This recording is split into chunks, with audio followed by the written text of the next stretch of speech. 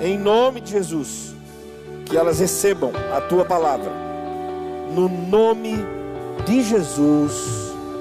Você diz amém? Que a maravilhosa graça e paz do Senhor seja com você, e que a presença de Deus tome conta completamente desse lugar. Quem diz amém? Pega a sua Bíblia, por favor. Mateus capítulo 18. Eu quero ler apenas o verso de número 18. Eu quero te ensinar nessa noite um princípio bíblico. Quero meditar com você sobre uma verdade bíblica, que eu e você precisamos tomar posse dela, precisamos nos apropriar dela, nós precisamos viver por ela. Mateus capítulo 18, verso de número 18. Quem achou, dê um glória a Deus aí, por favor. Está escrito: digo a verdade, tudo o que vocês ligarem na terra será ligado no... E tudo o que vocês desligarem na terra terá sido desligado no... Quem crê nisso? Sua atenção é preciosa. Eu sei que você teve um dia de trabalho, mas eu não posso voltar para casa sem entregar a você aquilo que Deus quer falar com você. Amém? Repita comigo: o que ligares na terra será ligado no céu. Quem crê que isso funciona mesmo? Quem crê mesmo? Pode sentar. Ao ler esse texto, a gente se pergunta: o que é isso que Jesus está dizendo aqui? O que significa? Como isso acontece? O que é de fato esse ligar e desligar? Para que a gente não incorra no erro de interpretar de forma equivocada, vamos mergulhar nesse texto e pedir o completo auxílio do Espírito Santo de Deus, para que Ele possa nos revelar a sua palavra. A igreja, ou seja, todo o povo de Deus, crente mesmo, lavado e remido pelo sangue de Jesus. Eu quero partir do princípio daqueles que tiveram uma experiência com Cristo. Amém? Amém, irmãos? A gente sabe que o agir de Deus às vezes é gradativo. Pedro caminhava com Jesus, não era convertido. No entanto, Jesus não desistiu de Pedro. Mas a partir do momento que a gente se torna igreja. Quando é que eu me torno igreja, pastor? É quando as coisas velhas passam e tudo se faz novo. E essa novidade de vida não é implementada pela força de ninguém na sua vida, pela indução de ninguém. Essa mudança acontece quando estamos em Cristo. É o que Paulo diz: pois quem está em Cristo, nova criatura é. As coisas velhas não vive na prática do velho, vive em novidade de vida. Foi lavado e remido pelo sangue de Jesus. A experiência de salvação foi autêntica. Eu quero partir desse princípio, porque a autoridade não é exercida por qualquer pessoa. Mas o que Jesus nos ensina nesse texto é a mais pura verdade. Então, a igreja, ou seja, todo o povo de Deus, eu lancei aqui rapidamente esse pano de fundo para você entender de quem a gente está falando, né? Tem autoridade dada, concedida por Deus, para ligar e desligar aqui na terra, e isso acontece nos céus. É o que a palavra está nos ensinando. Então, igreja do Senhor, igreja amada, eu e você precisamos nos mover conscientes do poder e autoridade que o Senhor nos concedeu para realizarmos a sua obra nessa terra.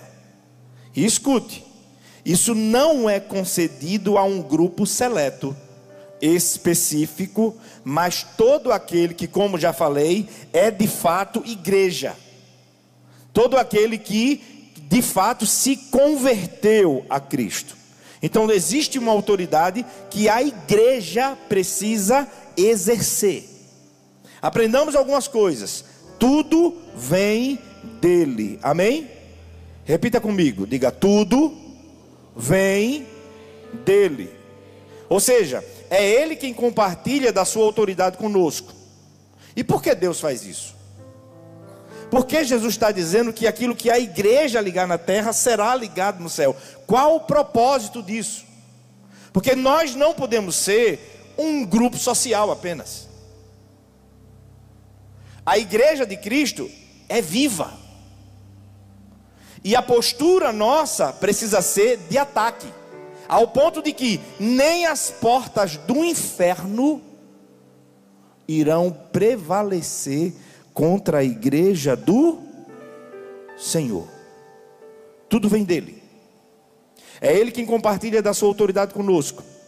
E o objetivo para tal autoridade é muito bem definido. Aprendamos. Já tivemos testemunhos aqui. Se a igreja ora e a cura acontece, não é o nome do pastor, não é o nome do fulano, não é o nome do ciclano, é a igreja. A igreja é o corpo vivo de Cristo aqui na terra.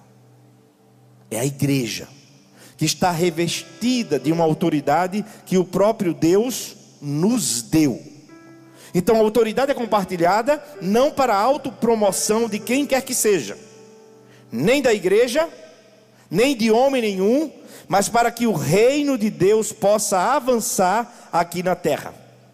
O evangelho seja pregado com fidelidade, de forma pura e simples. O evangelho precisa ser anunciado com poder, com autoridade, com ousadia, para que vidas e famílias sejam salvas, libertas e restauradas. Então, o andar da igreja, a igreja sou eu e você. A igreja não é esse prédio. A igreja sou eu e você, o corpo vivo de Cristo. Então, o propósito é que nós possamos nos mover nessa vida com autoridade. Aonde? Lá no teu trabalho. Aí tem que ter testemunho de vida. Aí você tem que viver consciente da autoridade que está sobre a sua vida, para liberar uma palavra sobre alguém lá no teu trabalho. Homem, aquela conversa às vezes dúbia, onde numa roda de homens muito facilmente surge sobre um esquema, sobre um caso. Aí você tem autoridade para dizer: faço não. Seja homem de uma mulher só, porque essa é a vontade de Deus. Aí quando isso vem com a autoridade e o testemunho da tua vida, aí tem peso. Agora, por que às vezes muita gente não fala? Porque não vive. Porque a vida não condiz com aquilo que a palavra ensina. E aí é quando abrir a boca pode gerar um problema. Porque quando é que não se abre? Porque alguém pode dizer assim: como é que tu está falando? Eu conheço a tua vida. Porque palavras convencem, mas o exemplo arrasta. E muitas vezes a Bíblia que as pessoas irão ler sou eu e você. Eu e você. O meu e o seu testemunho. Igreja amada, há uma autoridade que Deus nos deu para ligar e desligar. Você sabia que tem família que veio para cá porque, irmãos, tem o drive-tour de oração que faz na porta aí às vezes? Pronto, por causa desse drive-tour já teve gente que veio para a igreja, porque alguém orou, a presença de Deus tocou naquela vida e ele disse assim: eu vou vir aqui. Veio e ficou. Já teve Uber que veio trazer gente para cá, ficou na igreja e a gente batizou o Uber. Deus usou quem? A irmã que pediu Uber. Há uma autoridade que eu e você precisamos exercer. Mas te pergunto, você tem conhecimento dessa prática espiritual? Você tem exercido essa autoridade que nos foi dada por Deus? Você alguma vez já questionou ou já meditou sobre essa verdade bíblica? Para compreendermos melhor isso, a gente precisa voltar um pouquinho.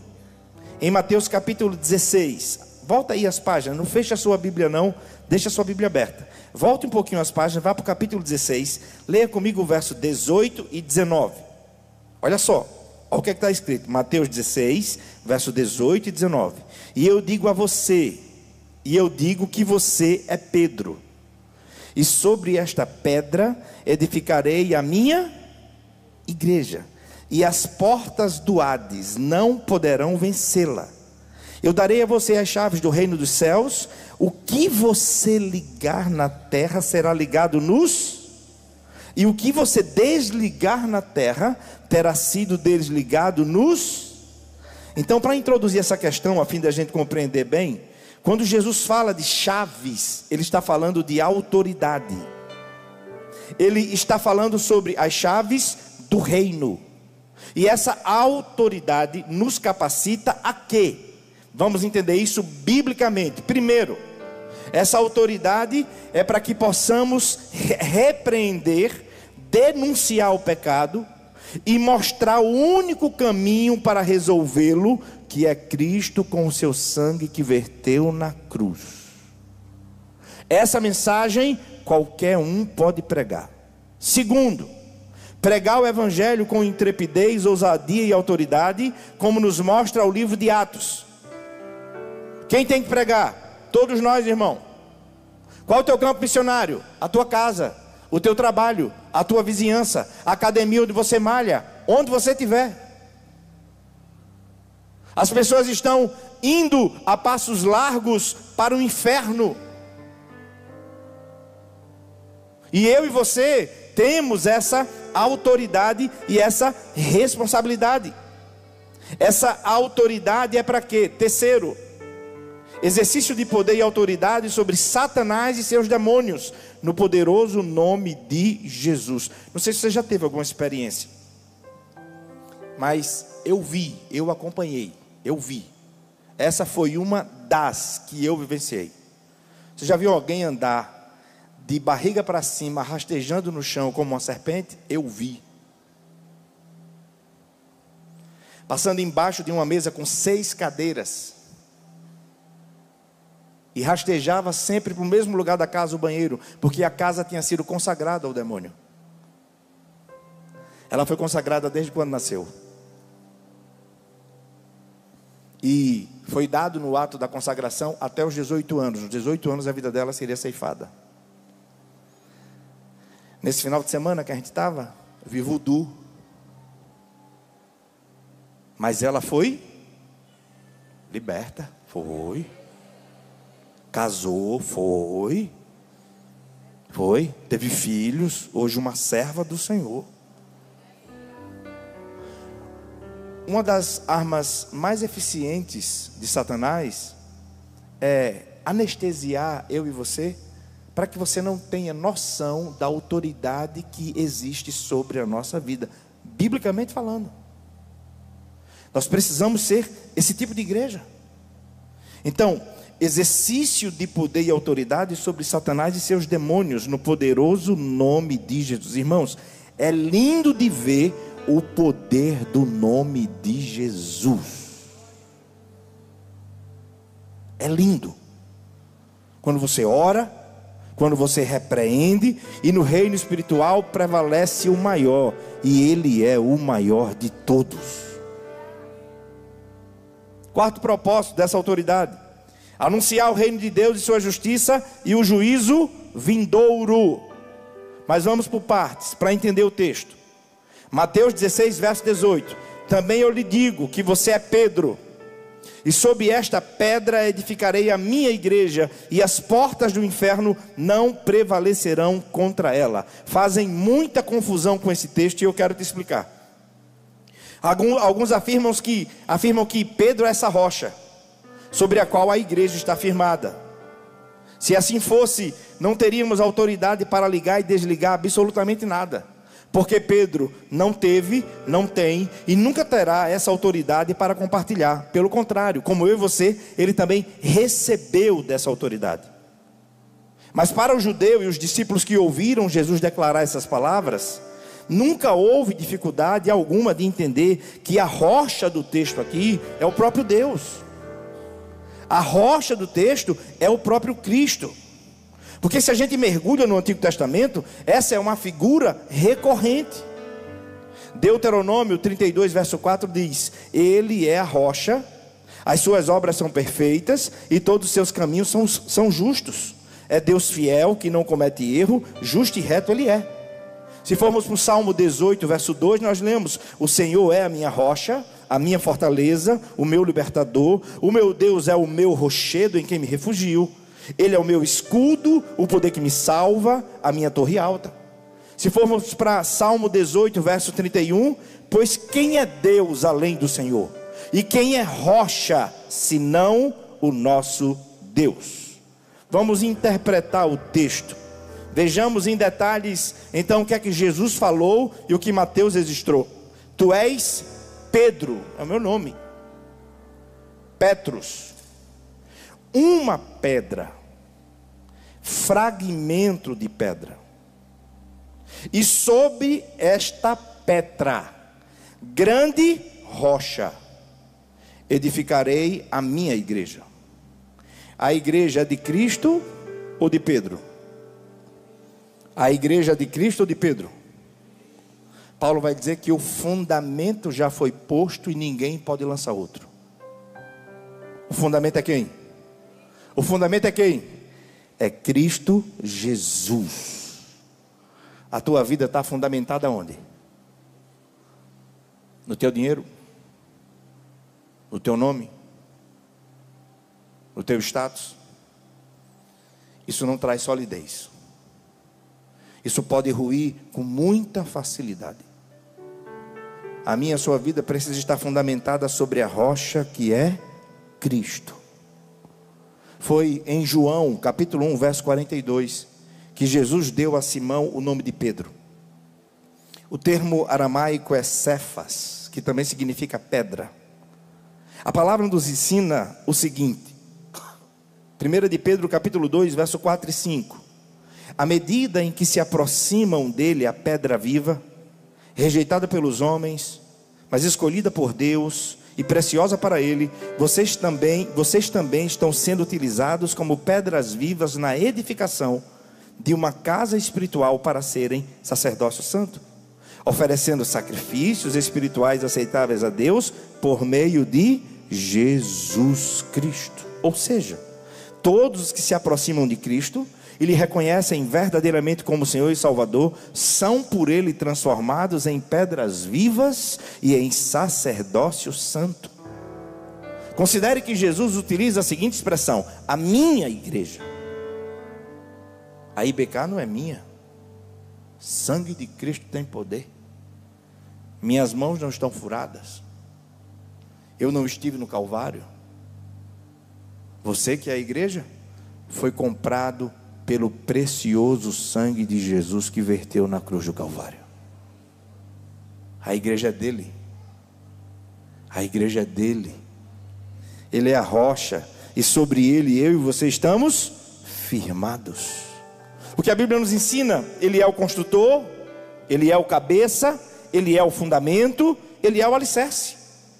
Efésios capítulo 1, verso 22 e 23. Deus colocou todas as coisas debaixo de seus pés e o designou cabeça de todas as coisas para a igreja, que é o seu corpo, a plenitude daquele que enche todas as coisas em toda e qualquer circunstância. Colossenses 1,18. Ele é a cabeça do corpo, que é a igreja, é o princípio, o primogênito dentre os mortos, para que em tudo ele tenha a supremacia. E nessa igreja, como lemos em 1 de Pedro 2,5, cada nova criatura, cada cristão é uma pedra que vive. Igreja, não pode haver dúvidas sobre isso. Nenhuma igreja está fundamentada em nenhum dos apóstolos, em nenhum pastor, em nenhum homem. A igreja está edificada sobre a pedra angular, sobre a pedra viva, sobre o fundamento que é Cristo Jesus. Se você me entende, diga amém. Ele, Jesus, é a pedra fundamental. Toda autoridade flui dele. Só ele pode delegar a autoridade. Foi ele quem compartilhou com Pedro essa autoridade, e hoje compartilha comigo e com você. Conforme declararam os profetas, ele é a pedra. Salmo 118, verso 22. A pedra que os construtores rejeitaram tornou-se a pedra angular. Isaías 28, verso 16. Por isso diz o soberano Senhor: eis que ponho em Sião uma pedra já experimentada, uma pedra preciosa, pedra angular, para alicerce seguro. Aquele que confia nele jamais será abalado. Diga assim comigo: ele é a rocha. E eu espero que a sua vida esteja fundamentada nele. Eu espero que a sua casa esteja muito bem construída sobre a rocha. O próprio Jesus também declara isso. Mateus capítulo 21, verso 42 a 44. Jesus lhes disse: vocês nunca leram isto nas Escrituras? A pedra que os construtores rejeitaram tornou-se a pedra angular. E isso vem do Senhor, e é algo maravilhoso para nós. Portanto eu digo que o reino de Deus será tirado de vocês, e será dado a um povo que dê os frutos do reino. Aquele que cair sobre essa pedra será despedaçado, e aquele sobre quem essa pedra cair será reduzido ao pó. O próprio Pedro e os demais apóstolos declararam isso. Atos capítulo 4, verso 10. Saibam os senhores e todo o povo de Israel que por meio do nome de Jesus Cristo Nazareno, a quem os senhores crucificaram, mas a quem Deus ressuscitou dos mortos, este homem está aí curado diante dos senhores. Este Jesus, olha o que ele está dizendo, é a pedra que vocês construtores rejeitaram, e que se tornou o quê? A pedra? Não há salvação em nenhum outro, porque debaixo do céu não há nenhum outro nome dado entre os homens pelo qual devamos ser salvos. Só Jesus pode te salvar. Igreja não salva ninguém. Só Jesus pode nos salvar. E Paulo também declarou, 1 Coríntios 3,11: porque ninguém pode colocar outro alicerce além do que já está posto, e este é Jesus Cristo. Eu creio que ficou claro. Segundo tudo que as Escrituras nos ensinam, a igreja sempre esteve e a igreja sempre estará edificada sobre a rocha que é Cristo Jesus. Se você me entende, diga amém. Nessa igreja, nesse ministério, entendemos pela palavra que Cristo e somente Ele é a cabeça, Cristo e somente Ele é a rocha, Cristo e somente Ele é o fundamento, Cristo e somente Ele é o alicerce, porque somente nele as portas do inferno não irão prevalecer sobre a igreja do Senhor. Amém? Agora o que é que diz? As portas do inferno não prevalecerão contra a igreja. O inferno não é a história da carochinha. O inferno é o destino final dos não salvos. É o que a Bíblia diz. Lugar onde se abriga o espírito dos mortos. É uma prisão da qual as chaves estão nas mãos do Senhor Jesus. E diz a Bíblia que Ele tem toda a autoridade até sobre a morte e o inferno. Apocalipse 1:18. Sou aquele que vive.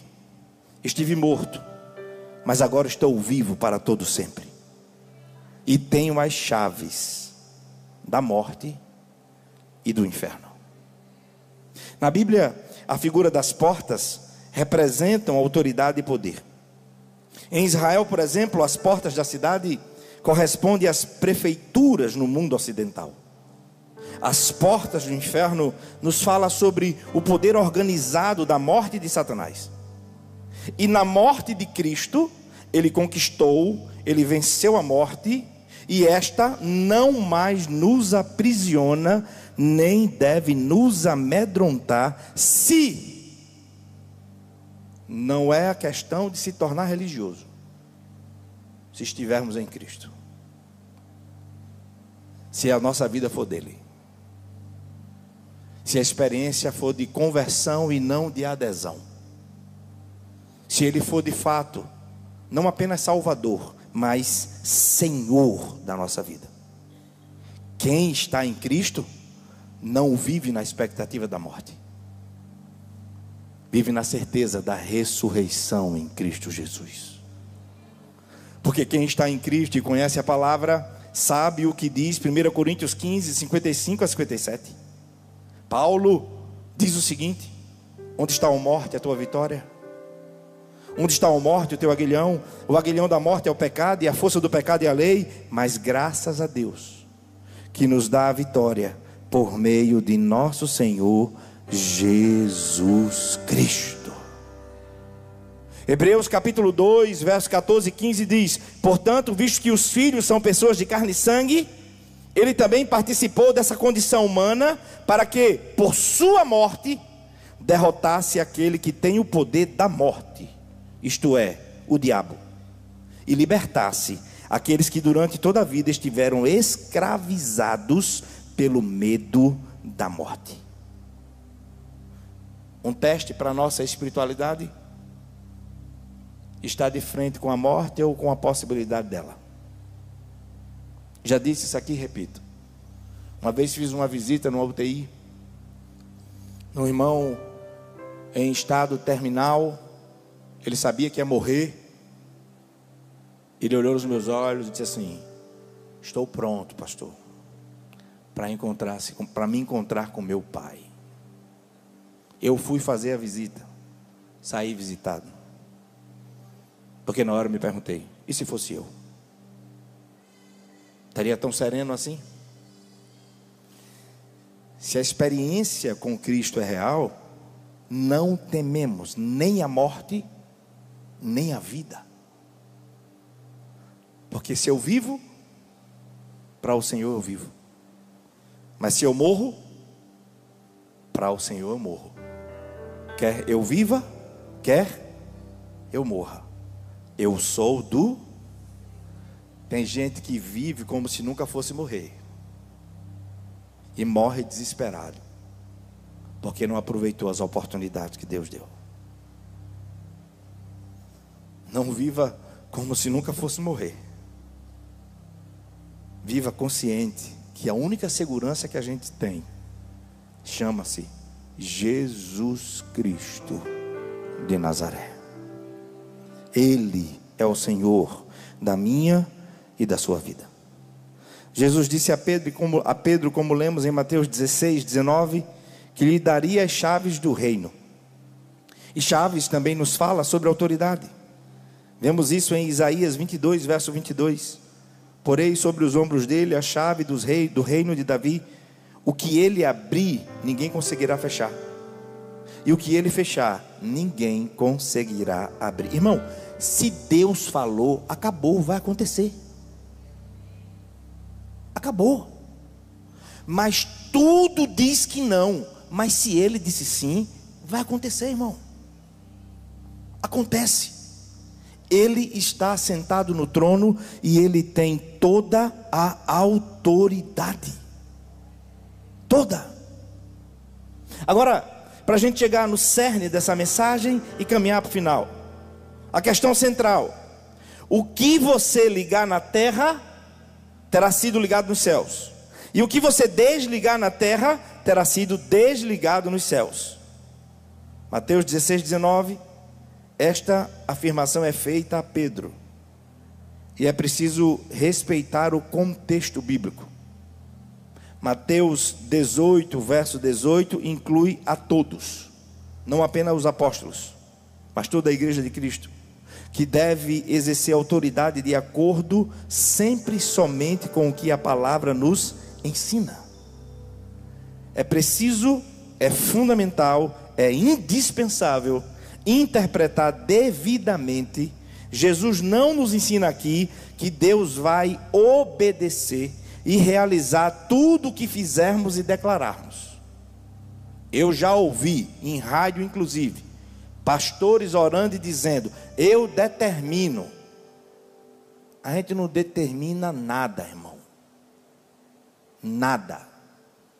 A autoridade é dele, não nossa.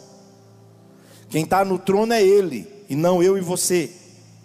Então, quando ele fala sobre isso, ele não está dizendo que Deus vai se tornar um menino de recado e fazer aquilo que a gente determinar. Absolutamente não. Mas o que ele está ensinando é que devemos fazer e caminhar por tudo que Deus já determinou em sua palavra. Por isso, uma questão fundamental para realizarmos e vivermos dessa prática espiritual de ligar e desligar é conhecer e viver na palavra. Irmão, Elias ora e diz que não vai chover. Fala na terra e no céu há o decreto lá e fica sem chover. Por quê? Porque ele fez tudo de acordo com a vontade do Senhor. Aprenda uma coisa: a igreja não impõe a vontade dos homens no céu. A igreja obedece à vontade de Deus na terra. Amém? A igreja não impõe a nossa vontade nos céus. Não, Pai Nosso não ensina isso não. Seja feita a vontade de quem? A vontade de quem? Seja feita a vossa vontade, assim na terra como ela é feita. Oração não é um meio para você tentar induzir Deus a fazer o que você quer. É o caminho inverso. Oração é um meio pelo qual eu me submeto à vontade de Deus. Qual é a frustração de muita gente? É porque acha que vai determinar as coisas para Deus. Vai se frustrar, irmão. Deus não é menino de recado. Não é. Lembra do Getsemane? Jesus chega lá como homem, sabia que ia sofrer, sabia o martírio que tinha que enfrentar. Pai, é Jesus orando, irmão. Se possível for, afasta de mim esse cálice. Contudo, seja feita a tua. Olha que exemplo maravilhoso de humanidade. Ali 100% homem, 100% Deus. Olha como ele trata com a humanidade dele. Ele sabia que ia sofrer. No português, claro, ele está dizendo assim: tem uma outra forma? Se tiver, Senhor, se tiver, Pai, uma outra forma, mas não seja feito como eu quero, seja feita a tua. Lembra de Paulo? Por 3 vezes ele ora para que o Senhor tire o espinho na carne, e o espinho na carne era para que ele não viesse se vangloriar das revelações que Deus dava a ele. E Deus disse o quê? Não, Paulo.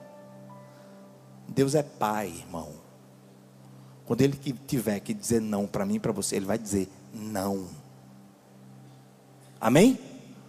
Quando ele tiver que dizer não, é não. Davi orou, se humilhou, fez jejum 7 dias para que a criança não morresse. Qual foi a resposta de Deus? Não, a criança vai morrer. Então tem que ser feita a vontade dele e não a nossa. Então a igreja, em hipótese alguma, impõe a vontade dos homens nos céus. A igreja obedece à vontade de Deus na terra. Porque quem está no trono é Ele, quem tem toda a autoridade é Ele, quem tem as chaves da morte e do inferno é Ele. É a palavra dele que prevalece. Então, para ligar e desligar, é preciso estar em irrestrita obediência à palavra do Senhor. Deus não concede da sua autoridade para governarmos a igreja na terra debaixo da autoridade suprema, sem observar a sua palavra. Que eu e você possamos tomar todo cuidado com a nossa vida. Sabe o que é que Deus quer fazer através de você? Deus quer te usar para libertar pessoas. Quem crê nisso? Ou você acha que são só os pastores e missionários que têm que fazer isso? É a igreja. Você tem que trazer alguém do seu trabalho. Você não vai matar a hora do trabalho sob pretexto de evangelizar. Faça não, que você pode ser advertido ou demitido. Ok? Não mate a hora do trabalho, entendeu? Para dizer que está evangelizando, não. Você recebe para trabalhar, trabalhe. E dê seu testemunho trabalhando também, amém? Amém? Faça isso. Agora Deus quer usar você para libertar pessoas. Deus quer usar você, para você ver o poder dele se manifestar através da sua vida. Agora eu quero pensar sobre a sua vida e sobre a minha. Em nome de Jesus. Existe algo na sua vida? Existe algo que tem te aprisionado? Existe um mau costume, um vício? Seja qual for a cadeia, seja qual for o grilhão, as amarras, as portas ou os portões de bronze ou de ferro, Deus é poderoso para te libertar. Você já viu aquela figura do boi preso numa cordinha bem fina e num pauzinho bem pequenininho? Ele só fica preso ali até o momento em que ele descobrir a força que ele tem. Porque quando ele descobrir a força que ele tem, ele não fica ali de jeito nenhum. Eu vi uma vez uma adestradora de cavalo mostrando o que é o condicionamento. O cavalo estava tão condicionado que ela, sem rédea nenhuma, chega na cabeça do cavalo, só faz esse movimento e segura absolutamente nada e leva, e o cavalo vai direitinho. Tem gente vivendo assim espiritualmente. Sabe o que é? Marionete. Que vida é essa? É de escravo. É de escravo. Paulo diz que há uma luta nos nossos membros. O que eu não quero fazer, eu termino fazendo. E o que eu quero, isso eu não faço. Vai viver preso até quando? Vai viver sob esse jugo até quando? Ele veio para destruir as obras do diabo. Satanás é perito em lançar amarras, cadeias para aprisionar as pessoas. Mas também é verdade que tem pessoas que criam essas próprias situações para a sua vida. Seja qual for a causa, uma ação diabólica, satânica, ou as suas decisões equivocadas que têm levado a você a um estilo de vida que tem te aprisionado, seja qual for a causa. A verdade que eu quero que você saiba é que no nome de Jesus há todo o poder e autoridade para que você viva a vida que Deus quer que você viva. Nenhum homem, nenhum ser humano é verdadeiramente livre até que ele aprenda a se controlar. Todas as coisas me são lícitas, mas nem tudo me convém. Todas as coisas me são lícitas, mas não me deixarei prender por nenhuma delas. Eu quero esclarecer algumas coisas para você. E eu vou falar o português bem claro. Você não foi criado para viver preso à pornografia, à mentira, ao roubo, aos chavecos de sempre estar flertando com alguém fora do teu casamento. Você não foi criada para isso. E eu vou te dizer a real. Tem consciência que é errado e não consegue sair, você é escravo. E você precisa ser liberto. E eu não tenho poder nenhum para isso, mas o Senhor Jesus tem. Cuidado para, por uma aventura, você não perder a sua família. Cuidado para, por causa de um momento, você não trazer um problemão para o resto da sua vida. Belsazar, o rei Belsazar, ele pega os utensílios do templo que haviam sido levados para a Babilônia quando Israel foi levado cativo. Está lá no livro de Daniel. E a Bíblia vai dizer que ele faz uma orgia. E ele profana o que é santo. Teu casamento é santo. Tua família é sagrada. Você não pode ser o motivo da destruição da sua família. E ele pega os utensílios do templo e faz uma baderna. E ele profanou o que era santo. Deus escreve a sentença na parede: Mene, mene, tekel, parsim. Te pesei na balança, te achei em falta, o teu reino acabou. Sabe o que é essa oportunidade? É mais uma que Deus está falando em amor com você, para você entregar a sua vida a Ele, confessar o que tem que confessar a Ele, e ser de fato liberto, liberta em nome de Jesus.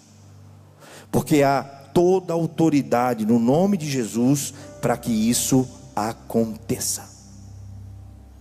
Pensa aí e diga só para Deus: você e Deus. Não precisa dizer nada para ninguém. Pensa aí. Diz para o Senhor: o que é que tem te aprisionado nessa vida? Qual é o teu calcanhar de Aquiles? O que é que sempre te derruba? Irmãos, Satanás é organizado, muito pelo contrário do que você imagina, tá? Satanás é líder de um império. Seu nome, Satanás, significa adversário.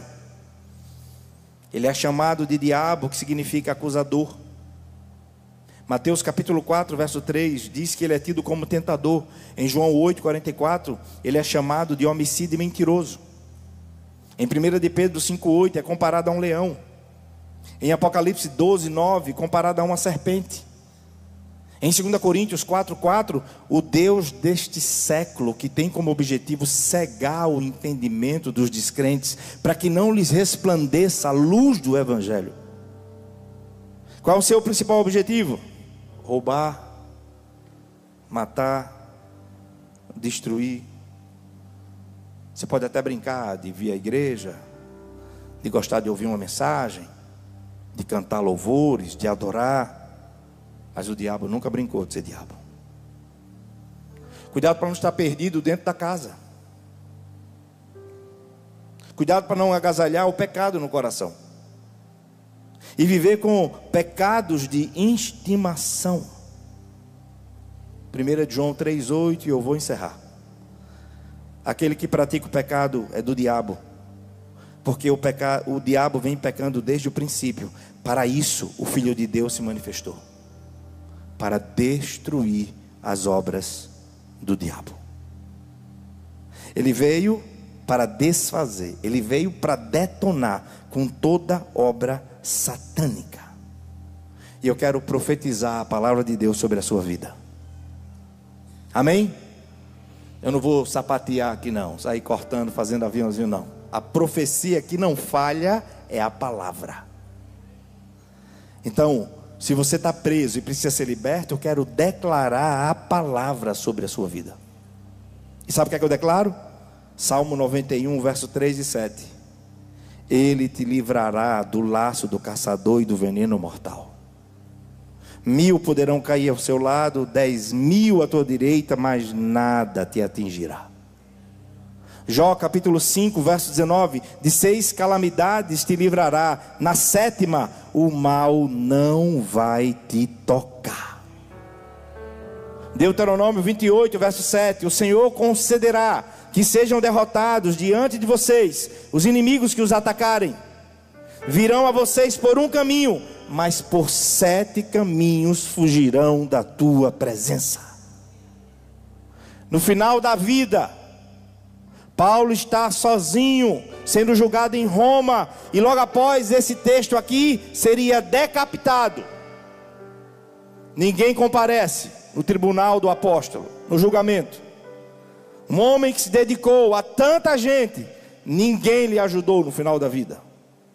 E ele diz assim, uma das suas últimas palavras, 2 Timóteo 4,18: o Senhor me livrará, eu creio nisso, de toda obra maligna, e me levará a salvo para o seu reino celestial. A Ele seja a glória para todo o sempre. Amém. Escute, Satanás não tem poder para decretar o fim da história da sua vida. Ele não tem poder para decretar o fim da história da sua família, porque está escrito, e eu creio na palavra. Mateus 28, verso 18: quem tem todo o poder e toda a autoridade nos céus e na terra é Jesus. E Ele compartilha esse poder com quem? Com quem? Com a igreja. Para ligar e desligar. Ou seja, quebrar cadeias, libertar vidas, restaurar vidas, declarar o ano aceitável do Senhor e ver aquele que vivia preso ao pecado ser liberto e viver uma nova vida em Cristo Jesus. Essa palavra que eu quero liberar sobre a sua vida nessa noite. Eu não quero jamais te expor, porque isso não resolve de maneira alguma. De maneira alguma. Mas eu quero te dizer que você precisa tratar do que tem que ser tratado. E Deus é poderoso para fazer tudo novo na sua vida. Quem crê assim? Quem crê assim? Agora, igreja, Deus não desperdiça o seu poder.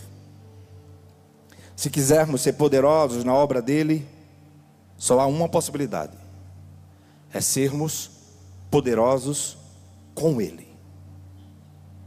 Com ele. A nossa vida precisa estar aos pés do Senhor. É preciso que haja consagração na minha e na sua vida. Somos pecadores, ninguém é perfeito, mas precisamos viver uma vida irrepreensível. Precisamos praticar aquilo que pregamos, e aí sim, Deus vai nos usar, porque Ele não desperdiça o seu poder. Eu quero orar em obediência ao que Deus falou pela sua vida. E se alguém, por livre e espontânea vontade, tomar uma decisão, o poder de Deus é real, liberta, restaura, salva, faz tudo novo. Você pode orar pela sua vida aí, eu oro pela minha vida aqui. Curva a tua cabeça, por favor.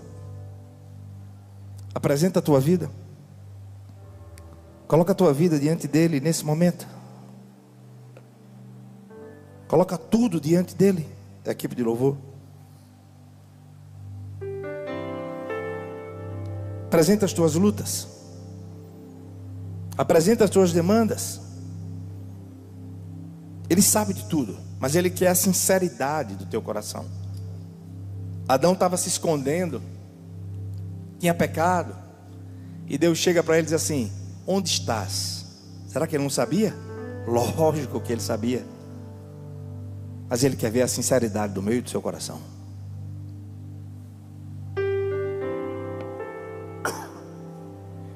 Eu vivi dentro de um calabouço, aprisionado sem poder sair. Para mim era o